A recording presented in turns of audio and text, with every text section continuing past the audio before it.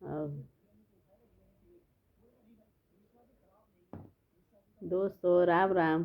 आज मैं जो वीडियो आप लोगों के साथ शेयर कर रही हूँ वो है पौष मास के शुक्ल पक्ष का एकादशी तिथि का है, जिसको कि पुत्रदा एकादशी के नाम से हम लोग जानते हैं। तो पुत्रदा एकादशी जो है वो साल में 2 बार मनाया जाता है। एक लगभग इस बार अगस्त महीने में शायद पड़ा था, जुलाई अगस्त के लगभग में पड़ता है, और दूसरा पौष माह के एकादशी शुक्ल पक्ष में। तो ये वीडियो जो मैं बना रही हूँ आप लोगों के साथ शेयर कर रही हूँ, ये पुत्रदा एकादशी के वीडियो ही शेयर कर रही हूँ। तो जानते ही हैं कि साल में 24 एकादशी होता है, यानी कि कहने का अर्थ ये है कि महीने में 2 एकादशी पड़ता है, एक कृष्ण पक्ष की एकादशी और दूसरा शुक्ल पक्ष की एकादशी। तो एकादशी चाहे कृष्ण पक्ष की हो या शुक्ल पक्ष, नियम वही होता है। हाँ, ये कहिए कि हर एकादशी का एक अपना अलग नाम होता है। तो जिसमें कुछ एकादशी काफ़ी कहिए कि बहुत ज़्यादा लोग करते हैं, जिसमें निर्जला एकादशी है, देव उठनी एकादशी है, एक ये सब एकादशी है जो कि लगभग सभी लोग करते हैं। और छोड़ छोड़ के करने वाले, लेकिन बहुत सारे व्रती जो ऐसे भी होते हैं कि जो कि सभी साल के एकादशी का सालों भर के एकादशी को करते हैं। तो वैसे कहा जाता है कि साल भर की एकादशी भी जो करते हैं वो एकादशी छोड़ देना चाहिए। लेकिन मैं यहाँ पे जो वीडियो आप लोगों के साथ शेयर कर रही हूँ वो खासकर पुत्रदा एकादशी का वीडियो शेयर कर रही हूँ। इस बार पुत्रदा एकादशी 2025 में पड़ रहा है 30 दिसंबर और 31 दिसंबर, 2 दिन पड़ रहा है। इसलिए लोगों में बहुत ये कन्फ्यूज़न है कि कौन सा एकादशी करना चाहिए, 30 तारीख को करना चाहिए या 31 तारीख को। तो देख लीजिए, आपको जैसा समझ में आए। वैसे 30 तारीख की एकादशी भी बहुत लोग कर रहे हैं, और वो अपनी ये थी पहला तो 30 तारीख को पड़ रहा है, दूसरा दिन वाला एकादशी 31 तारीख को पड़ रहा है।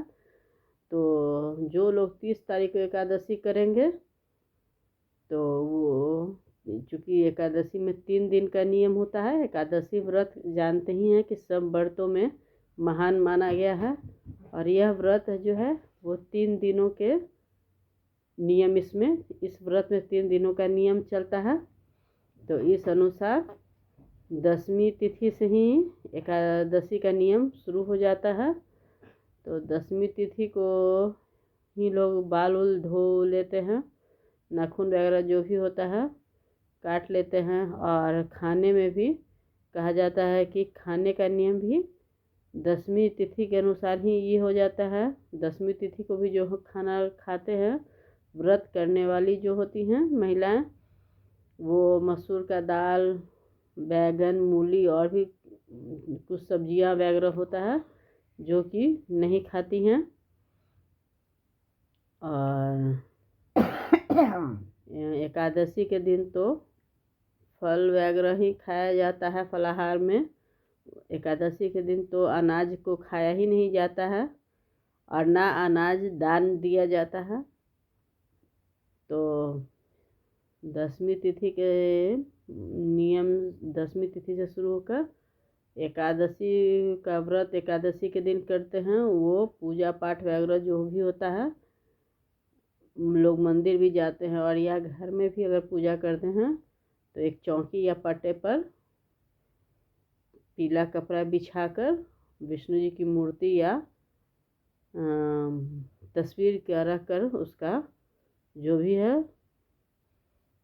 हर तरह से फूल, प्रसादी, नैवेद्य, जनेऊ, माला, जितने भी पूजा का सामान होता है अपनी यथी से अर्पित करके फल वगैरह तो उस दिन फलाहारी करते हैं पूजा वूजा करने के बाद। और द्वादश के दिन उसका पारण होता है। तो इस बार जो 30 तारीख को जो 30 तारीख को व्रत करेंगी वो लोग पारण करेंगे 31 तारीख को दोपहर में 1:26 से लेके 3:26 तक का पारण का मुहूर्त है। सुबह में पारण का मुहूर्त नहीं है। जो भी है पारण करने का मुहूर्त 31 तारीख को, जो 30 तारीख को व्रत करेंगी एकादशी का, वो 31 तारीख को 1:26 से लेकर 3:26 के बीच में पारण कर सकती हैं। और अगर जो 31 तारीख को व्रत करेंगी वो 1 जनवरी को पारण करेंगी। तो 1 जनवरी को पारण का जो समय है वो है सुबह 7:14 से लेकर 9:18 तक 1 जनवरी को पारण करने का मुहूर्त है। और इसी मुहूर्त में लोग पारण करेंगे। ये भी आप बता देती हूँ कि जो इस समय पूजा का जो 30 तारीख को एकादशी का है तो वह 7:50 पे एकादशी सुबह में स्टार्ट हो रही है। और 31 तारीख के 5 बजे सुबह तक एकादशी का ये है।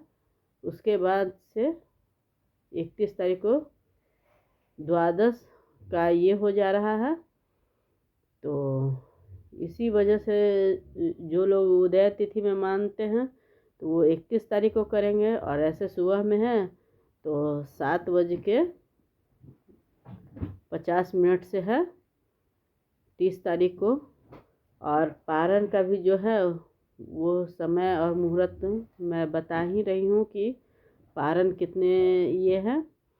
और इसमें भी जो है पारण के समय भी लोग दिन में एक ही बार लोग खाते हैं। और उस समय भी जो अगर पारण हम लोग करते हैं जो लोग व्रत के लिए, तो वो उस समय भी पारण के समय भी प्याज लहसुन नहीं खाते हैं। दशमी में भी ये बात है कि प्याज लहसुन नहीं खाना चाहिए। जो भी बाल उल धो के नहाते हैं तो नहाएंगे ही। और दशमी तिथि में जो लोग भोजन करते हैं वो बिल्कुल सात्विक भोजन होता है। उसमें प्याज लहसुन नहीं खाते हैं। उसी तरह से जब हम लोग पारण लोग करता है पर्व करने वाली, तो उस समय भी वो लोग प्याज लहसुन से पारण नहीं करती हैं। एक समय में ही दिन में करते हैं ये भोजन जो है। फिर शाम के समय से, शाम होने के बाद से फिर लोग हमें जैसे रोज़ की तरह प्याज लहसुन या जो भी है अपना खाना खा सकती हैं। लेकिन पारण का भी इसमें नियम है। और दशमी तिथि जैसे नहा खाए हो गया, इसका एकादशी का नहाए खाए दशमी तिथि को माना जाता है, तो उसका भी अपना ही नियम है। और व्रत के समय भी कहता है कि बहुत लोग तो व्रत करने वाले दिन ये भी कहते हैं कि रात भर जागरण करना चाहिए, भगवान विष्णु का भजन कीर्तन करना चाहिए। लेकिन वो जैसी आपकी अपनी इच्छा या जैसा आपसे निभ पाए आप जैसा करिए। लेकिन बहुत लोग अब तो बिल्कुल लोग सो ही जाते हैं। तो यही था आज एकादशी व्रत के बारे में जो वीडियो मैं आप लोगों से शेयर कर रही थी। तो ये पुत्रदा एकादशी है। और जैसा कि नाम से ही पता चलता है कि ये पुत्र प्राप्ति के लिए यह व्रत खास माना गया है। इसमें पुत्र प्राप्ति के लिए माता भगवान विष्णु की पूजा आराधना करती हैं और उनसे अपनी मनोकामना की पूर्ति चाहती हैं। यह व्रत बहुत फलदायी कहा गया है। और वैसे तो पुत्र प्राप्ति के लिए लोग करते ही हैं, लेकिन जिसको पुत्र भी है वो भी लोग इस व्रत को अपने पुत्र के सुखी स्वस्थ के लिए और उनके अच्छे के लिए ये व्रत माताओं द्वारा की जाती हैं। तो आज ये वीडियो आप लोगों के साथ यही थे। फिर मौका मिले तो अगली बार नेक्स्ट वीडियो में आपसे मिलूँगी। राम राम।